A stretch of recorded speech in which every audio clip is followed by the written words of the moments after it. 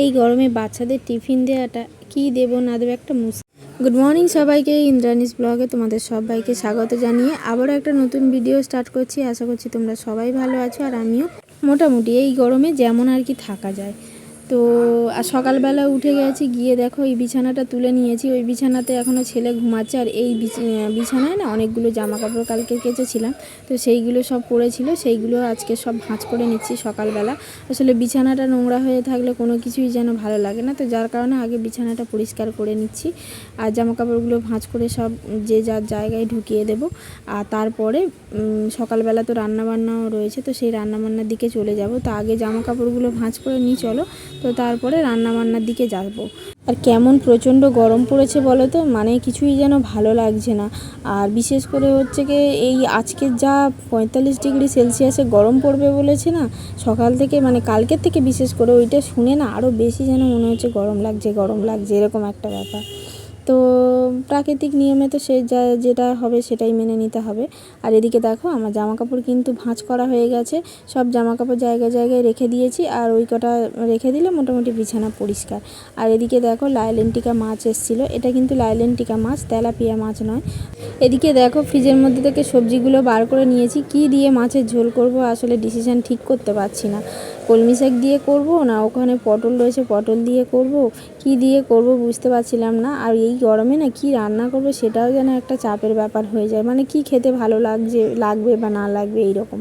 তো তারপরে কি করলাম, পটলটা কেটে নিলাম, পটল আলু দিয়ে আজকের মাছের ঝোল হবে। আর ওদিকে তো মাছটা কেটে ভালো করে পরিষ্কার টরিষ্কার করে এদিকে ভাজতেও বসিয়ে দিয়েছি। আর কলমি শাকটা ছিল, কিন্তু কি বলো তো ঝিঙে থাকলে ঝিঙে আলু দিয়ে শাক দিয়ে মাছের ঝোল করলে খেতে ভালো লাগবে, গরমের সময় ভালো লাগে। কিন্তু ঝিঙে নেই বলে যার কারণে শুধু আলু দিয়ে কলমি শাকের ঝোল খেতে ভালো লাগবে না, তো ওই জন্য সেটা আর করলাম না। আর এদিকে দেখো ইন্ডাকশানে তো জল বসিয়ে দিয়েছি গরম করার জন্য, আর চাল নিয়ে নিচ্ছি। 1 গ্লাস চাল হলে মোটামুটি আমাদের সকালবেলা দুপুরবেলা দুবেলাই হয়ে যাবে। তো নিয়ে ওটা ধুয়ে বসিয়ে দিলাম। আর এদিকে দেখো পটল আলুর তরকারিটা করার জন্য কড়াতে ফোড়ন পেঁয়াজ আর একটু কাঁচা লঙ্কা দিয়ে দিলাম, দিয়ে সবজিটা আর কি তেলের উপরে তুলে দিচ্ছি, দিয়ে ওটা ভালো করে মানে একটু ভাজা ভাজা হোক। তারপরে আমি এদিকে ছেলের জন্য একটু দুধ বানিয়ে নিলাম, দুধটা বানিয়ে নিয়ে ও আন্টি এসছে পড়াতে, তো পড়ছে, একটু চোকস দুধ ওকে খাইয়ে দেবো। আর এদিকে দেখো আমার কিন্তু এদিকে দুধ করতে করতে প্রায় পটল আলুটা ভালো করে কষিয়ে নিয়েছি, আর জল দিয়ে দিলাম, আর একটু লবণ দিয়ে নেবো, দিলে মোটামুটি ঝোলটা আস্তে আস্তে হতে থাক। আর ভাবছি কলমি শাকটা না একটু ভাজা করব, তো কলমি শাকটা ঝোলটা যেহেতু করছি না আর বেশি দিন শাক আবার রাখলে থাকবেও না, তো আজকের অল্প কিছু নিয়ে একটু ভাজা করব, আর বাকিটা আবার অন্য দিন যদি মাছের ঝোল হয় তো তখন করব। আর এদিকে আমার ভাতও হয়ে গেছে, যেহেতু দুটো জায়গাতে করছি গ্যাসে ইন্ডাকশানে, তো খুব একটা দেরি লাগে না, আমার জব হয়ে যায়। আর এদিকে দেখো শাকটা কেটে নিয়েছি, আর আমি না শাকে একটু পেঁয়াজ বেশি করেই দিই, তো ভাজা যখন করি। তো শুকনো লঙ্কা ফোড়নে দিয়েছি, আর পেঁয়াজটা সবটাই কুচিয়ে নিয়েছি 3টে পেঁয়াজ, তো সেইটা দিয়ে ভালো করে আর কি শাকটা ভাজা করে নেবো। খুব একটা শাকও নয়, দেখো অল্প শাকই কেটেছি, আসলে ছেলে আর আমি খাবো, দুজনে খাবো, কতই বা খাবো, গরমের সময় এমনি বেশি খাওয়াও যায় না। আর এই গরমে না টিফিনটা একটা খুব একটা চাপের ব্যাপার হয়ে যায়, মানে এই গরমের সময় কি টিফিন দেবো না দেবো এইটা নিয়ে একটা খুব চাপের ব্যাপার হয়ে যায়, আবার একটু ভরপেট টিফিনও দিতে হবে। তো আজকে যেটা করছিলাম একটু রোল মতো বানিয়ে নিয়েছি, রোলে কিন্তু ডিম দিইনি, একটু আলু নিয়ে রোলের মধ্যে দিয়ে আর কি ওটা একটু পাকিয়ে দিয়েছি রুটিটা করে, আর এটা একটু ডিম পোচ করে নিলাম, মানে একটু হেলদি ফুডও হবে।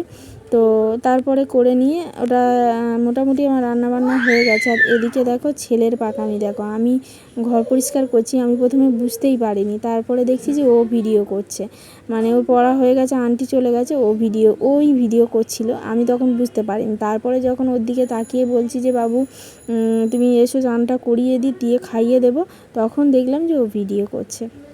তো একটু পরেই বুঝতে পারবে, ও একা একা আবার নিজের দিকে ক্যামেরা করে দেখাচ্ছিল, তো সেটা তোমাদের দেখাচ্ছি।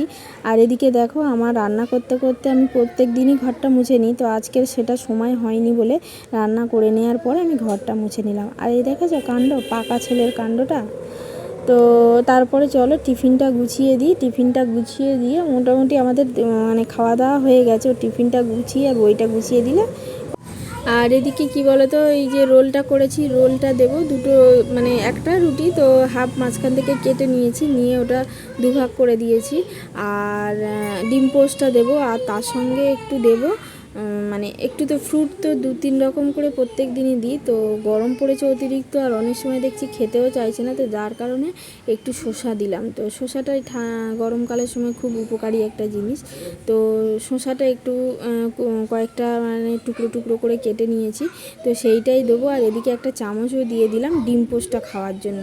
ডিম পোস্টটা মানে ওদের স্কুলে কোনো কিছুই হাত দিয়ে আর কি মানে খেতে দেয় না, তো যার কারণে সব কিছু আর কি চামচ দিতে হয়, যাই কিছু করে দিই চামচটা মানে মাস্ট দিতেই হবে।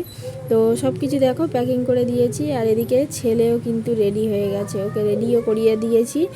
আর এটা চলে ব্যাগের মধ্যে দিয়ে দিই, আর গাড়ি আসলে মোটামুটি ওকে তুলে দেবো। তারপরে বাকি আদার্স আমার ভিডিও ছাড়া তো তারপরের টাইমগুলোতে ছাড়ি 10:30টার পরে, তো তোমরা নিশ্চয়ই দেখো আমার ভিডিওগুলো, ওই টাইমটাই দেখতে পাও।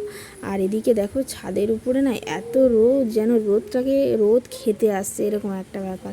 কীরকম রোদ দেখো, মানে ছাদের উপরে না এখন উঠতেই ইচ্ছা করে না, এইরকম একটা ব্যাপার হয়। তো সকালবেলা ওঠা হয়নি, তো একটু বেলার দিকে উঠে তোমাদেরকে একটু দেখাচ্ছিলাম। প্রচণ্ড রোদ, আর এইটা আছে বলে না তবু একটু শান্তি, উপরের ওই তিরপলটা দিয়েছি বলে। যাদের এরকম হয়ে আছে, আমার মনে হয় এই তিরপল একটা করে খাটিয়ে দিলে অন্তত রেহাই। তো চলো, ছেলে তো বাড়ি আসার সময় হয়ে গেছে, 4টে মতো প্রায় বাজে। আর দেখো ফ্রিজের মধ্যে থেকে একটা লেবু বার করে নিচ্ছি। কি করব বলো তো, ওর জন্য একটু লেবু আর নুন চিনির জল করবো, যেটা প্রত্যেক দিনই করি। আর দেখো কটা বাজে তোমাদেরকে দেখিয়ে দিচ্ছি। দেখো এখন বিকাল 4টে বাজতে যায়, ও আর 5 থেকে 10 মিনিটের মধ্যে বাড়িতে ঢুকবে।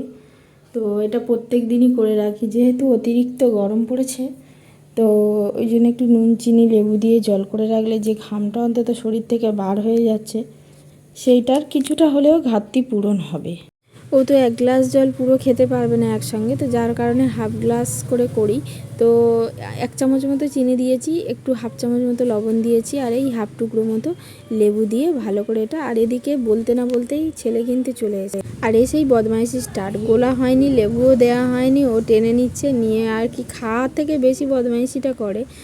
তারপরে জলটা ওকে দিয়ে দিয়েছি। আর এই যা গরম পড়েছে না, ওদের স্কুলটা একটু ছুটি পড়লে ভালো হয়, তো ছুটি পড়েনি, যার কারণে যখন বাড়ি ঢোকে না একদম চোখ মুখ কালো হয়ে যায়। এই জলটা দেওয়ার পরে মুখ চোখ ধুইয়ে দেওয়ার পরে একটু যেন রিফ্রেশ হয় মানে।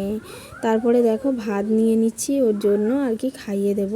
আর এটা হলো কিন্তু রাত্রিবেলার ভিডিও, তারপরে আর ভিডিও করা হয়নি, যা গরম পড়েছে যেন কিছুই ভালো লাগছে না।